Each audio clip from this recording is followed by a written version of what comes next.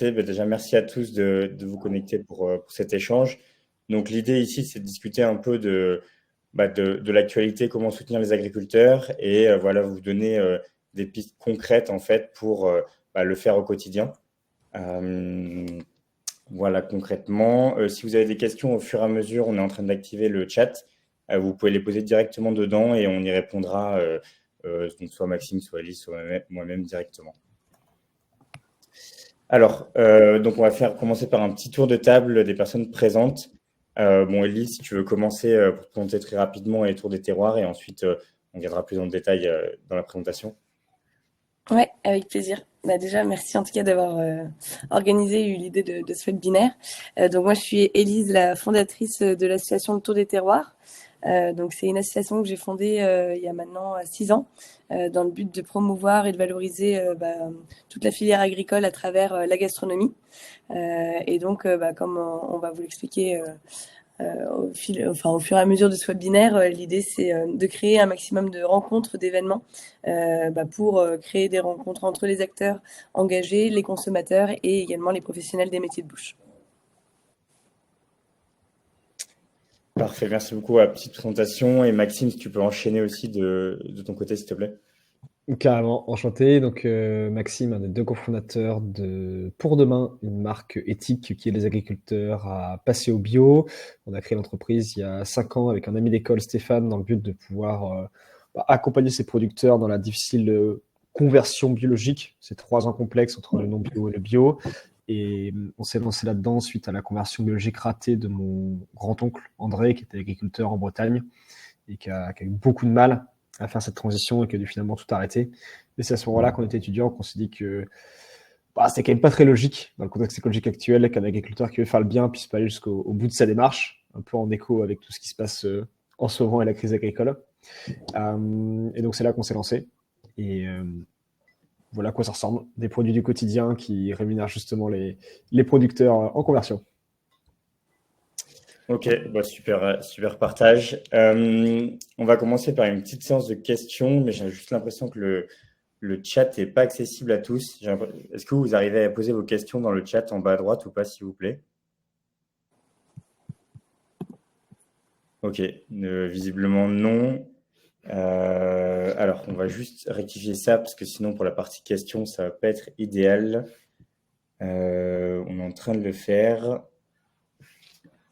Alors, excusez-nous une petite seconde.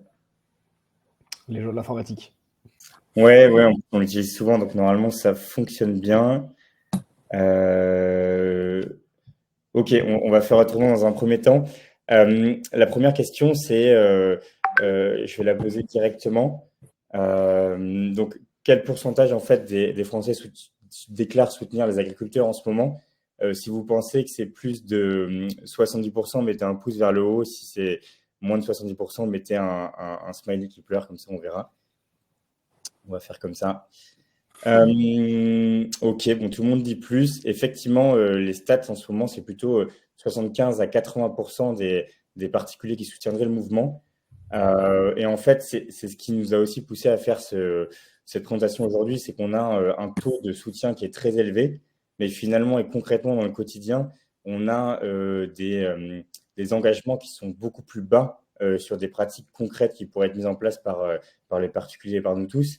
Et donc voilà, l'idée c'est vraiment de le signaler, de dire que c'est un effort sur le long terme et de faire l'analogie en fait avec la période qu'il y a eu pendant le Covid. Cette période-là, on a pas mal d'agriculteurs qui se sont mobilisés pour permettre à tous tout simplement d'accéder à l'alimentation pendant cette période-là. Il y a eu beaucoup de soutien et en fait après ça, on s'est aperçu que finalement tout revenait à la normale. Donc voilà, l'idée est finalement de le dire et proposer des solutions. Donc la prochaine question, c'est donc Maxime qui répondra. Comment? Je dis la chance. Ouais. Yes. Là, ça va être un peu plus dur avec les plus ou les moins. Du coup, je vais juste lui poser directement. C'est concrètement combien de temps ça met pour une exploitation qui était en conventionnel, c'est-à-dire en agriculture dite classique, pour passer et convertir sa production en agriculture biologique? Alors, ça va. C'est pas une réponse simple, donc je vais le faire le plus plus straight possible. Pour convertir une terre, ça prend entre 2 et 3 ans. Toutefois, une exploitation, c'est différents morceaux de terre. Donc, une exploitation qu'on peut convertir petit à petit ces différentes terres à passer au bio. Pourquoi entre 2 et 3 ans? 2 ans, c'est pour les cultures qu'on appelle annuelles. Exemple, le blé, les légumineuses. À la fin de l'année, on les coupe, on replante. Pour les cultures pérennes, notamment tout ce qui est arboricole, c'est 3 ans. Donc ça, la grande différence. Mais l'exploitation peut être en conversion pendant plusieurs années, plusieurs dizaines d'années même, si elle convertit parcelle par parcelle. Exemple, en année 1, je vais convertir un petit bout de terre, en année 2, un autre petit bout de terre, un troisième bout de terre, etc., etc. On se peut prendre plus de temps que 3 ans d'exploitation au total, mais sur une parcelle de terre, c'est entre 2 et 3 ans. Voilà, donc en fait, c'est des cycles qui sont assez longs. Et donc, c'est pour ça qu'il y a des initiatives comme ce que fait Maxime, il en parlera après, pour justement aider dans cette transition, parce qu'on peut avoir des belles intentions, mais dans l'agricole, les cycles sont relativement longs et donc c'est complexe à mettre en place. C'est ce que je retiens spécialement de cette réponse. Et du coup, question pour Élise, du coup, le pourcentage des Français qui achètent parfois des produits en circuit court alimentaires. Donc voilà, si tu peux nous éclairer un peu sur ça, s'il te plaît. Ouais, on est du coup sur une moyenne entre 30 et 40%. Alors c'est assez compliqué de définir réellement déjà la notion de circuit court parce que les consommateurs peuvent avoir l'impression d'acheter en circuit court en faisant leur marché alors que c'est un revendeur en fait qui est sur la place du marché et pas forcément un producteur qui cultive par exemple ses fruits et légumes. On a quand même une moyenne qui est croissante depuis plusieurs années, de par l'intérêt aussi pour les circuits courts, les achats locaux qui a augmenté et en raison aussi de la préoccupation quand même croissante pour la durabilité, la traçabilité aussi des produits par les consommateurs et également justement le soutien aux producteurs locaux qui est quand même de plus en plus présent dans le cœur des consommateurs. Ok, merci beaucoup pour la réponse. Donc, on va pouvoir lancer le déroulé de la présentation. L'idée, en fait, c'est de dire finalement, à la crise actuelle, il faut répondre par une approche systémique, donc sur l'ensemble de la chaîne de valeur, tout simplement. Et quand on décompose cette chaîne de valeur-là, on part donc de la partie installation. Là, c'est plutôt la mission qu'on a, nous, donc Hectarea, je me présenterai à ce moment-là directement. Après, on a la partie aider à la conversion, donc ce que fait Maxime avec Pour Demain. Et ensuite, on a la partie aider à la reconnexion vraiment sur le terrain. Et donc, il faut imaginer que dans nos modèles agricoles actuels, on a vraiment toute la chaîne de valeur qui est à repenser. Et finalement, en tant que consommateur et particulier, on peut avoir un impact sur chaque maillon de la chaîne si on fait appel en fait à des sociétés qui s'occupent de trouver des solutions concrètes sur les différents maillons. Donc, pour prendre un peu les difficultés dans leur globalité, il y a la partie installation de l'agriculteur, donc au tout début de la chaîne, où finalement, un agriculteur qui veut s'installer, c'est relativement coûteux pour s'installer. Il faut financer l'achat de la terre, il faut financer le matériel agricole, il faut faire la transformation, trouver ses circuits de distribution, etc. Et donc, sur ça, en fait, nous, chez Hectarea, on a lancé une solution qui permet aux particuliers, du coup, de se reconnecter avec l'agriculteur et de l'aider sur le financement. Sur la partie à la conversion, je ne sais pas Maxime si tu veux dire un premier mot sur ça, mais concrètement, c'est quelque chose qui est très complexe. Tu parlais de ton cas familial qui t'a poussé à créer Pour Demain. Avant qu'on rentre plus dans le détail, si tu voulais ajouter quelques éléments sur cette partie chaîne de valeur également. Le gros enjeu de la conversion et plus globalement la transition vers des pratiques plus durables, parce que la conversion, en fait, c'est on va dire, ce qui est le plus identifié, mais on parle bien de la transition globale de pratiques agricoles qui soit meilleur pour l'environnement et la santé. L'enjeu de ces transitions-là, c'est qu'elles ne sont pas reconnues. En fait, il n'y a personne qui va te donner de l'argent ou qui va te permettre de t'accompagner pendant cette transition. Et dans le cas de la conversion, particulièrement, pendant 3 ans, il y a toutes les contraintes de cultiver en bio, mais pas le label et pas la rémunération bio. Et c'est ça qui rend la chose très compliquée, cet ensemble de coûts pour pas de rémunération supplémentaire. Ok. Donc, en synthèse, on s'aperçoit souvent que c'est une question de qui paye à la fin. Concrètement, parce que les agriculteurs, avant tout, ça reste des sociétés. Et ces sociétés, elles ont besoin d'être rentables et viables. Et donc, ça va être en fait, nous, amener de la valeur sur chaque maillon de la chaîne pour leur permettre de faire la transition, de s'installer. Et Élise, peut-être si tu veux ajouter un élément aussi sur la création de l'association et en fait, cette aide à la reconnexion au quotidien. Est-ce que vous pouvez Oui, tout à fait. Au-delà déjà de la reconnexion, on a aussi cette notion de sensibilisation qu'on aime bien mettre en avant sur notamment nos événements. L'idée, c'est déjà de sensibiliser et les consommateurs et les professionnels déjà à l'importance et au savoir-faire en fait des producteurs, artisans, agriculteurs par des tables rondes qu'on peut organiser, différentes masterclass où on lit justement chefs et producteurs avec des thématiques en lien avec la réalité alimentaire actuelle. Des ateliers également qu'on organise des, sur des événements où l'idée c'est vraiment de transmettre aux consommateurs le savoir-faire, de faire une petite mise en pratique et également des initiatives comme par exemple le trophée des terroirs qu'on a mis en place dernièrement où là l'idée c'est en fait de faire un appel à la candidature auprès de différents professionnels des métiers de bouche mais aussi agriculteurs, fabricants de boissons et de leur permettre en fait de mettre en avant des initiatives éco-responsables d'une part pour les encourager mais aussi pour pouvoir initier de nouvelles, encourager et initier de nouvelles synergies entre les différents acteurs et que ça puisse donner de nouvelles idées aussi sur les façons de produire qui sont responsables. Et la partie reconnexion, vraiment justement sur ces événements qu'on met en place. Donc par exemple tous les mois à travers des journées adhérents où on va à la rencontre d'un savoir-faire agricole, où on emmène une cinquantaine de chefs et de producteurs artisans pour découvrir un savoir-faire et on enchaîne sur une partie assez conviviale qui s'appelle un apéro terroir où chacun amène ses spécialités. C'est important aussi et on a eu cette idée de par le partenariat aussi avec le syndicat des jeunes agriculteurs où on s'est rendu compte que dans ce syndicat, en fait, les agriculteurs étaient très très engagés, surtout par le fait aussi que ça leur permet de sortir de leur exploitation et ça leur permet également de créer des liens humains entre les autres professionnels et de pouvoir avoir cette reconnexion déjà entre professionnels. Et nous, on va justement aussi des événements B2C comme le Festival des terroirs, mais aussi des marchés de producteurs, des dîners insolites. Et l'idée, c'est toujours d'avoir une ambiance assez conviviale et jeune pour permettre vraiment cette connexion et ce lien humain qu'on trouve très important aussi. Ouais, et c'est ce qui manque le plus, je pense, c'est le lien humain concret et de se projeter dans le quotidien et voir finalement d'où viennent les produits et comment ils sont faits et comment on peut les apprécier. Juste une petite parenthèse technique pour les participants, si vous pouvez faire juste refresh sur votre sur la page et vous reconnecter, ça va vous permettre d'accéder au chat pour poser les questions.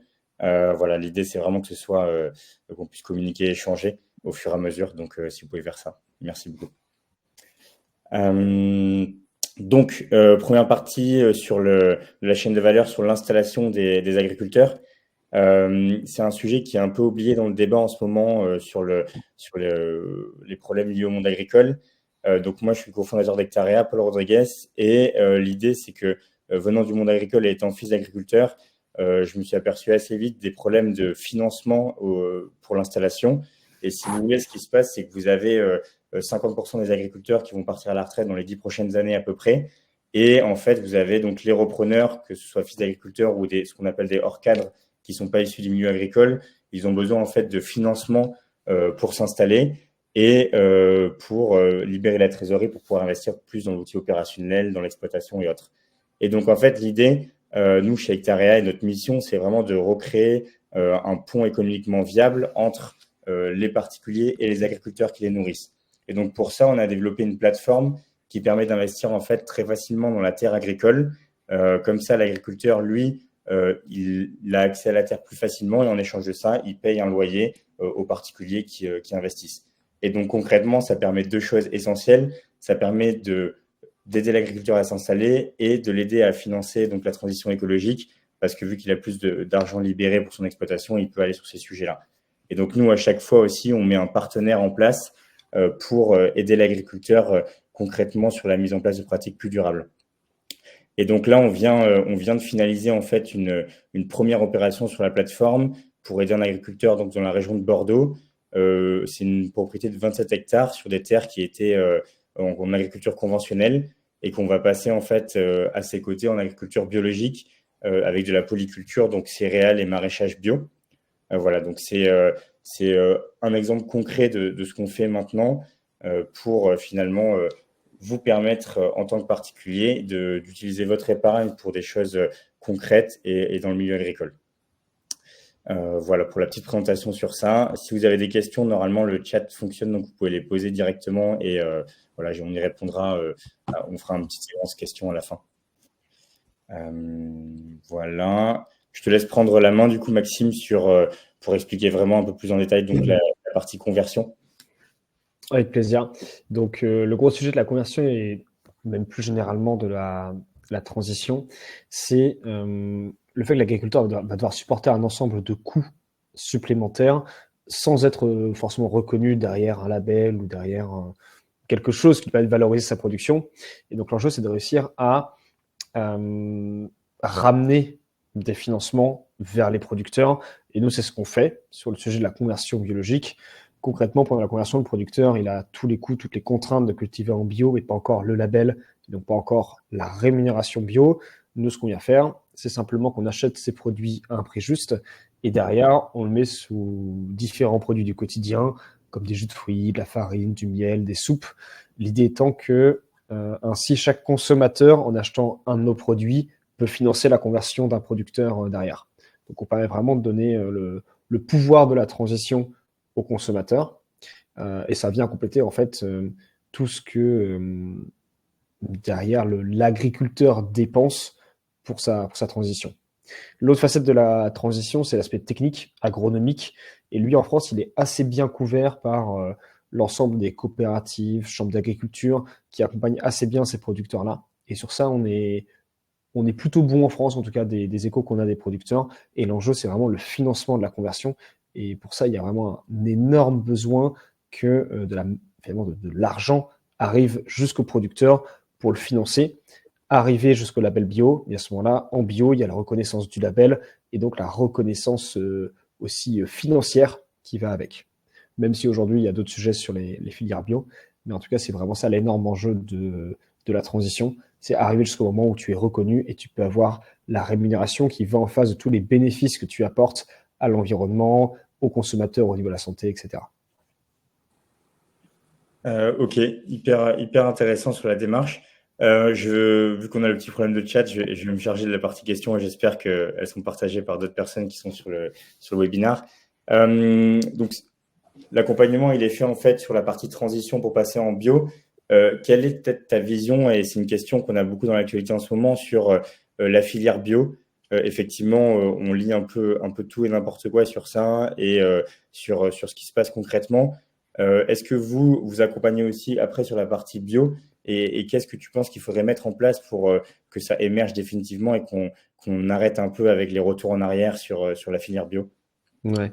Question assez complexe et assez large. Ouais, mais du coup, je vais repartir aussi d'un point de vue assez complexe et large. En France, on a laissé le marché faire notre politique agricole. Donc, en fait, on laisse la consommation du citoyen, des entreprises, etc., décider de quelle agriculture on va avoir. Donc, si beaucoup de consommateurs consomment bio, c'est hyper bien. Plein de producteurs se convertissent, les producteurs restent en bio, sont bien rémunérés, tout va bien. Mais dès que le consommateur s'en détourne, patatras, et c'est ce qui arrive aujourd'hui. Les producteurs commencent à être de moins en moins bien rémunérés, les producteurs se convertissent moins, et on a des filières bio qui ont du mal, voire qui peuvent craquer pour certaines. Donc là, c'est ce qui arrive aujourd'hui. En fait, avec le sujet de crise en Ukraine, inflation, petit à petit, le consommateur a eu moins de moyens, et pour une partie d'entre eux, s'est détourné du bio pour consommer des produits qui coûtent moins cher, qui sont moins engagés.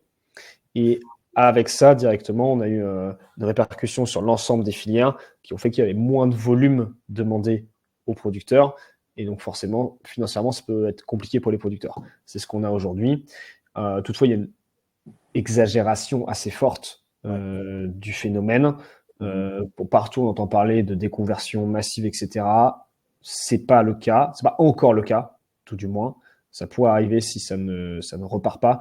Et c'est pour ça d'ailleurs que y a les agriculteurs bio militent beaucoup en ce moment pour que différentes lois pro-bio soient réellement appliquées. Et ça, c'est un énorme enjeu qu'on a. Je pense à la loi Egalim ici en particulier. Je pense à la loi Egalim, ouais. Si tu veux éclairer un peu sur ça, et je partage également cette conviction, sur la loi Egalim, il y a des choses très concrètes comme un pourcentage de fruits et légumes bio dans la restauration collective qui n'est pas appliqué. On a la même chose pour les cantines scolaires. Et en fait, c'est des vrais sujets parce que nous, on est sur la partie financement du foncier. Et le retour que j'ai sur le terrain, c'est très similaire à toi, Maxime. C'est je fais les choses en bio, mais la demande de marché n'est pas là. Et en fait, on a fait modifier l'offre, donc la production agricole, mais ce qui compte, c'est la demande derrière pour que les produits soient vendus. Et c'est là où il y a un vrai sujet, et c'est tout le problème de la grande distribution aussi. Et il y a plusieurs moyens de stimuler l'offre. Tu parles de la loi Egalim, donc pour préciser, la loi Egalim, c'est une loi qui notamment oblige les restaurations collectives à avoir un 20% des produits achetés en bio, ce qui en soi est hyper bien, et ça représente à peu près 1,5 milliard pour les filières bio, ce qui est énormissime. Et si c'est appliqué, ça aurait beaucoup de bénéfices. Tu peux aussi imaginer des choses comme appliquer le TVA verte sur les produits bio qui seraient moins chers et donc qui stimulent la demande parce que les produits sont moins chers, donc plus accessibles, ou pour obliger la grande distrie ou l'ensemble de la distribution à avoir X pourcentage de leurs produits qui sont rouges. Enfin, il y a plein de manières de stimuler la production bio, mais aujourd'hui, il y a un manque de volonté politique de faire ça. Et c'est vraiment le gros problème qu'on a en France comparé à l'Allemagne, à l'Autriche, aux Pays-Bas, au Danemark, où il y a une vraie volonté d'accompagner le bio. Et là, on est sur des pourcentages de surface agricole en bio qui sont beaucoup plus hauts, sur un niveau de consommation en bio qui est beaucoup plus haut, parce que cette volonté politique publique d'aller vers ces agriculteurs-là qui sont plus durables, ce qu'on n'a pas aujourd'hui en France. Ouais, et j'irai plus loin sur cette analyse-là, et je la partage complètement. En fait, on est en train sous couvert de marché libre et ouvert, où on a finalement des produits d'importation qui sont à bas coût et pas forcément bien produits. En fait, en voulant rester dans un système compétitif où on produit nous aussi, en mettant je pense à la loi Ecophyto, là où on va rediminuer et pouvoir mettre plus de produits chimiques, etc. En fait, on repart sur un combat des prix, alors que le combat de l'alimentation, il n'est pas là, il devrait être plutôt dans le soutien de la filière bio. Donc en plus, la tournure que ça prend actuellement avec la crise agricole, elle est je pense, pas la bonne. Et on ne repense pas le fond du système qui est un peu de protectionnisme sur le marché et sur la défense du bio. Si on ne fait pas ça dans un marché ouvert, on ne sera jamais compétitif en prix. Et donc, on a beau robotiser, mettre plus de produits chimiques, etc. On n'ira jamais sur une concurrence avec des marchés qui intrinsèquement, par construction, ont des coûts de production plus bas. Et donc, je pense qu'on se trompe de combat, et effectivement, il faudrait soutenir nos filières bio pour le mieux produire, pour la santé, parce que tout ça, c'est très lié. Et c'est un peu triste actuellement de voir qu'on ne prend pas ce chemin-là.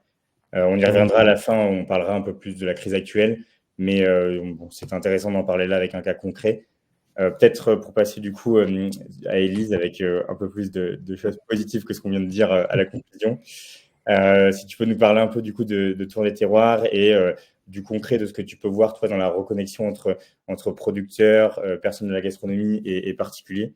Ouais, carrément.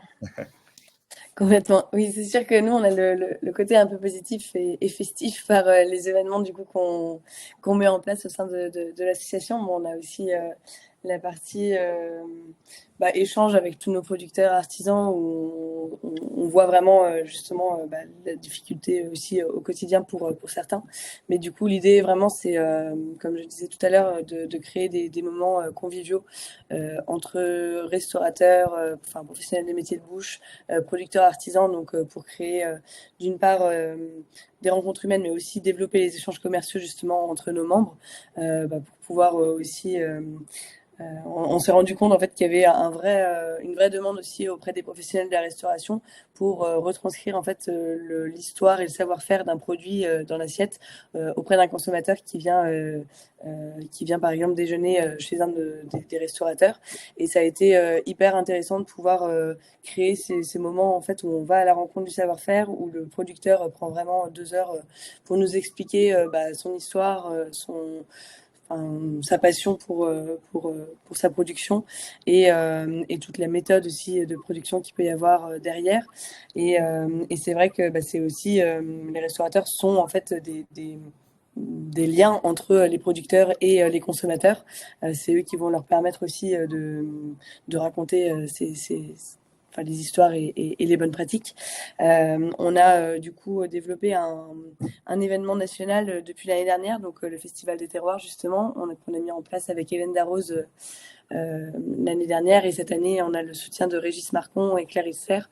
On a la chance du coup de pouvoir se faire aider par des grands noms de la gastronomie comme ces chefs pour pouvoir d'une part nous aider à communiquer, à faire venir un maximum de monde sur cet événement, et du coup pouvoir justement promouvoir tous les producteurs qui seront présents. L'idée c'est vraiment ça dans tous les terroirs, c'est en fait aussi de s'appuyer sur tous ces professionnels des métiers de bouche pour faire rayonner vraiment l'agriculture raisonnée au sens large, qui va pouvoir être mise en avant sur tous nos événements. On a décidé de créer des événements 100% gratuits. L'idée, c'est de montrer que le bien manger reste accessible malgré la hausse des prix. Et ça passe déjà par des événements justement accessibles et ouverts à tous. Et donc, sur cet événement en particulier, on organise un grand marché de producteurs avec alors pas seulement des producteurs indépendants adhérents à l'association. On va aussi avoir par exemple des interprofessions présentes. On a par exemple l'agence bio typiquement qui pourra parler et représenter un petit peu la partie agriculture biologique. On a également des initiatives et associations comme Bleu Blanc Cœur, Écotable. Donc l'idée c'est de fédérer et de réunir un maximum d'acteurs pour déjà sensibiliser tous les consommateurs à toutes les différentes pratiques qui peuvent exister, et donner la parole à tous ces acteurs du bien manger. Donc voilà un petit peu sur la partie reconnexion, sensibilisation. L'idée c'est de développer vraiment un maximum d'événements. Donc aujourd'hui on se tient à une journée adhérent par mois dans différentes régions de France. L'idée c'est vraiment d'œuvrer au niveau national. Donc on parle de circuit court, mais c'est là où justement la notion est assez compliquée. Nous c'est vrai on tend principalement à développer les échanges commerciaux entre nos membres régionaux. Mais c'est sûr que si un chef veut se faire plaisir avec une spécialité de Bretagne, s'il est par exemple en Auvergne-Rhône-Alpes, on souhaite dans tous les cas pouvoir valoriser en tout cas les savoir-faire français, et donc mettre en relation et inviter aussi par exemple les professionnels de toute région ou les consommateurs de chaque région à venir découvrir aussi ce qui se passe dans d'autres régions, pour toujours aussi encourager et pouvoir sensibiliser tous les professionnels et les consommateurs à ce qui se passe dans les autres exploitations agricoles. Je vais rebondir sur deux choses hyper intéressantes que tu as dit. La première, c'est le côté régional où en fait, par le terroir et la région, il y a une certaine fierté de la production. Et j'aime bien ce côté-là où ces différences en fait vont générer une envie en fait de consommer un peu ces produits locaux, de cuisiner ces produits locaux. Et donc j'aime bien cette vision-là où il y a ces différentes régions en France qui ont des talents culinaires aussi. Et donc en les mettant en avant, on crée une sorte de patriotisme par région qui permet de mettre en avant les produits, de donner envie aux gens de les consommer. Et le deuxième point, c'est la partie, on va dire, angle gastronomie, pour justement redonner envie de consommer nos produits français, des produits bien produits.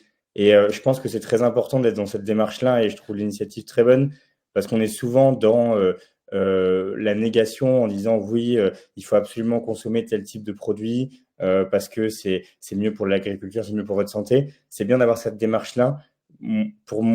Personnellement, pour moi, ça me suffit pour me convaincre, mais l'impression que j'ai pour le changement, c'est qu'il faut plutôt aller par du positif comme ça et donner envie finalement d'aller consommer ces bons produits, ce qui permettra, nous, en amont de la chaîne, de pouvoir financer les conversions avec Maxime, de pouvoir aider les agriculteurs à s'installer avec Hectarea, etc. Donc c'est bien d'avoir ça en bout de chaîne, quelque chose de très positif pour finalement ouvrir la voie pour un peu tout le monde. Donc voilà, j'invite plus de personnes à participer à ces événements-là parce que c'est vraiment une très belle initiative. C'est gentil, merci. Si vous voulez, on va passer à la suite. Donc, pour la partie questions, on a toujours ce petit problème technique. Normalement, en faisant refresh la page et en vous reconnectant, vous pouvez arriver à poser les questions dans le chat. Sinon, je vais me charger de poser les questions et on va plutôt passer à la partie, donc, quelles actions concrètes pour soutenir l'agriculture. Et donc là, on va parler en fait plutôt de la crise agricole actuelle. et de l'éclairage qu'on peut avoir, nous, en étant sur le terrain à notre échelle. Je vais juste commencer sur ça et après, je vous donne la parole, Élise et Maxime.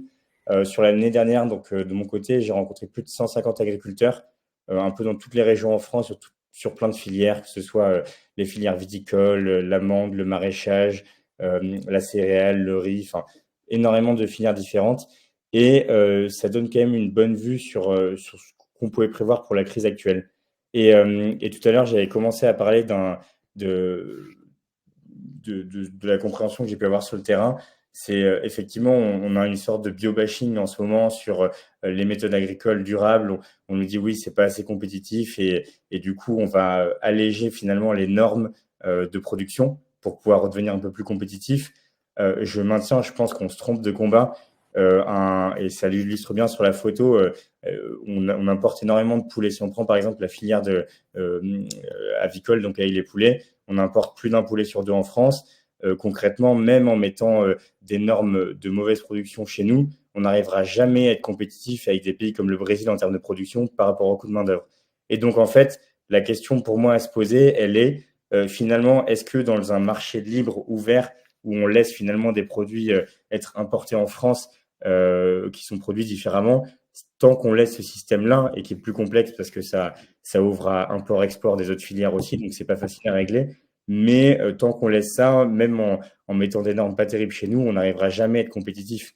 Donc la question est vraiment, est-ce que il y a que le légal pour moi, parce que on peut tous ensemble, et je pense que dans la communauté et dans les personnes qui sont connectées là, on a une vision d'une agriculture plus durable, mais concrètement, le consommateur fera pas le changement par lui-même, malheureusement, je pense. Et donc, pour moi, c'est le légal qui doit intervenir, c'est l'État. Et sur ça, c'est du protectionnisme de marché. On ne peut pas bien produire sans avoir finalement les produits qui soient consommés et achetés au juste prix. Voilà. Pour moi, c'est un peu voilà, une alerte un peu sur ça. Il va y avoir des subventions à court terme, il va y avoir quelques plans d'aide, mais pour moi, c'est plutôt l'occasion de repenser finalement notre politique agricole. On a été les créateurs de la PAC, on peut être les créateurs d'un nouveau système aussi, et il faut penser un peu plus loin que juste court terme et subventions. Voilà, pour moi, c'est un peu la vision, elle est un peu dure, mais c'est la vision en tout cas à court terme et de ce qu'il faudrait faire. Je ne sais pas, Maxime ou Elie, si vous voulez rebondir sur ça ou peut-être un autre pan de la crise actuelle pour donner votre éclairage. Pour rebondir sur ce que tu viens de dire, je dirais pas que l'action citoyenne ne sert à rien. Je dirais qu'elle est très limitée et que tu arrives à un plafond assez vite. C'est le cas dans le bio aujourd'hui. 10% de la surface agricole française est bio. On n'ira pas beaucoup plus loin juste avec les consommateurs.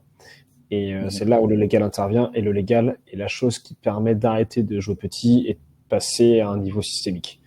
Et pour moi, c'est ça le problème aujourd'hui, c'est qu'on va continuer à jouer petit tant que l'État n'intervient pas. Malheureusement, la politique européenne est faite de telle manière, et la politique française aussi d'ailleurs, que les changements sont très très longs, et ça passe uniquement par des gros moments de vote, comme ça va être le cas là en juin avec les élections européennes. Et c'est à ce moment-là où on peut vraiment faire basculer, parce qu'aujourd'hui, l'Union européenne est très libérale, conservatrice, et ça n'incite pas à aller vers justement des pratiques plus vertueuses. Mais là, tu as très axé en fait le débat sur effectivement les importations, tous les sujets des clauses miroirs et autres, qui est un des sujets fondamentaux. Je pense qu'il y a aussi d'autres sujets, notamment côté consommateur, sur les origines. Ce qu'a annoncé Gabriel Attal la semaine dernière, une fois n'est pas coutume, j'ai trouvé ça assez bien sur la transparence et le fait d'obliger sur tous les produits alimentaires français à avoir un logo de transparence sur l'origine des produits, parce qu'on se fait tout savoir, c'est marqué un petit en grand jus de fruits des Landes françaises, j'en sais rien, et clairement derrière c'est fabriqué dans les Landes. Par contre, c'est importé de Pologne, Européenne, c'est vrai, mais c'est importé de l'autre bout du monde au niveau des pommes. Et en fait, on se fait tout savoir par ça. On confond transformation, origine de production, parce que c'est pas du tout clair. Et même sur plein de produits. Un des meilleurs exemples de ça, c'est le miel aussi. Sur le miel, si vous regardez, c'est Argentine, c'est Ukraine, c'est d'autres pays encore, Chine également. Et en fait, vous avez des logos qui sont des logos autoproclamés agriculture durable des marques. Et quand vous regardez derrière, déjà ce logo, il n'a pas de justification légale derrière, donc ça veut dire qu'il n'est pas vérifié. Et en plus de ça, vous avez un petit encart souvent d'un producteur français qui témoigne et le miel ne vient pas du tout de là. Donc, il y a un vrai sujet de transparence. Je pense que c'est un bon point. Et pour te rejoindre sur la sensibilisation, oui, effectivement, il faut être positif. Il y a un gros travail de fond qui est fait dans le public et dans le privé. Et on a une question dans le chat là, mais c'est effectivement, c'est un autre levier aussi. Mais comme tu dis, pour passer à grande échelle, on peut toujours espérer qu'il y ait cette mobilisation et on est là pour ça et pour l'aider. Mais je pense aussi que le légal doit être le second levier. Mais effectivement, on doit aussi commencer par nos actions au quotidien. Bah, clairement, on n'est que les éclaireurs et le gros des troupes passera avec le légal. Complètement aligné sur ça. Effectivement, on a centré un peu sur la partie import-export sur la crise actuelle. Il y a d'autres éléments concrets qu'on peut aborder au-delà de ça. C'est tout simplement la demande qu'on peut faire en termes de sensibilisation. Je pense à ceux qui ont des enfants dans les écoles ou autres, ou sur la partie éducation. Je pense qu'il y a un très gros travail à faire qui part de là. Il y a des mesures très concrètes qu'on pourrait mettre en place. Et du coup, pour le mot de la fin, ça va être de donner chacun de nous trois du coup des mesures concrètes. Je vais me lancer en premier du coup sur ça. Ça va être l'éducation en fait. Quand on est au collège, on va avoir des cours musique, arts plastiques et autres. Et en fait, on se rend compte qu'il n'y a rien autour de l'alimentaire. Les cantines scolaires, on a tous souvent des souvenirs un peu mitigés. Et du coup, je pense qu'il y a vraiment quelque chose à faire sur, en tout cas, je parlais pour moi sur ça, mais par exemple, une fois par mois, d'avoir une après-midi banalisée pour emmener les enfants directement sur une production maraîchère, par exemple, et finalement comprendre d'où viennent les produits, que cette ferme maraîchère, elle fournisse la cantine en local et qui est du coup tout ce système-là d'apprentissage. Parce que finalement, c'est quelque chose qui est essentiel à l'homme, qui devrait être au centre de nos vies et sur lequel on a très peu à part si on a un lien familial ou si on travaille dans le secteur, on a très peu finalement de matière pour apprendre et s'éduquer. Et donc, je pense que repartir de là pour les générations futures et si on veut avoir un levier de sensibilisation très fort, ça pourrait être une mesure concrète et qui en plus soit plutôt sympa pour tout le monde. Donc voilà pour moi sur ça. Je vous laisse, Élise et Maxime, si vous avez une mesure concrète à proposer. Je rebondis un peu sur ta mesure justement parce que on travaille actuellement avec des écoles hôtelières pour créer des journées de sensibilisation, on appelle ça, où on invite des chefs et des producteurs artisans à venir en fait expliquer déjà leur relation, comment un chef se source, un chef engagé se source, comment un producteur qui se dit producteur de qualité, justement, quelles sont ses méthodes derrière. Je pense qu'il y a en effet un réel sujet sur l'éducation, que ce soit dès le plus jeune âge, comme tu disais, ou bien pour les métiers spécialisés, comme justement tous les professionnels des métiers de bouche. Au-delà de ça, moi qui du coup j'ai fait une école de cuisine, donc j'ai créé l'association justement quand j'étais encore à l'Institut Paul Bocuse. Et je me suis rendu compte qu'on avait, par exemple, des semaines de formation autour, par exemple, de la cuisine du monde, des semaines où on apprenait à monter des tomates en plein hiver, etc. Et je pense que, alors c'est pas du tout pour critiquer l'Institut, je pense que chaque école est obligée un peu justement, obligée, en tout cas formatée à faire ça parce que on a un cursus de 6 mois et qu'il faut tout apprendre justement dans ces 6 mois de formation. Mais je pense qu'il y a justement quelque chose à transformer, à progresser sur ce sujet-là pour pouvoir déjà se dire qu'en tant que professionnel des métiers de bouche, on peut du coup faire bouger les choses et on peut servir un poireau au lieu d'une tomate en hiver et faire évoluer aussi du coup les mentalités des consommateurs là-dessus. Après, sur tout ce qui est, sur la crise actuelle, c'est un sujet quand même qui est très complexe. J'ai pas d'action vraiment concrète aujourd'hui pour. Tu viens de dire une action en fait. Voilà. Ouais. Moi, ce que je comprends, c'est que j'ai dit sur la partie éducation et finalement, toi, c'est le rôle de toute la partie restauration. Parce qu'effectivement, si à la carte, ce que je comprends, c'est qu'on met des produits français de saison et qu'on les met en valeur avec des recettes un peu historiques de nos terroirs, ça peut être déjà une façon, par le plaisir et très concrète de remettre en avant nos produits, parce que ça représente des volumes qui sont très importants. Tout ce qui est restauration collective ou non d'ailleurs, mais toute la partie restauration. Et effectivement, pour moi, ce serait un beau levier. Voilà, c'était ma réponse alors. Merci beaucoup. Peut-être Maxime, du coup, pour le dernier mot. Sur la partie, il y a un point de la crise agricole là, qui est sur le sujet de la transition, justement, sur le fait qu'on a des normes légales qui sont contraignantes pour les agriculteurs au niveau écologique, et qu'en face, il n'y a pas forcément de financement de l'État, en tout cas, qui convient assez pour que ça justifie ces normes.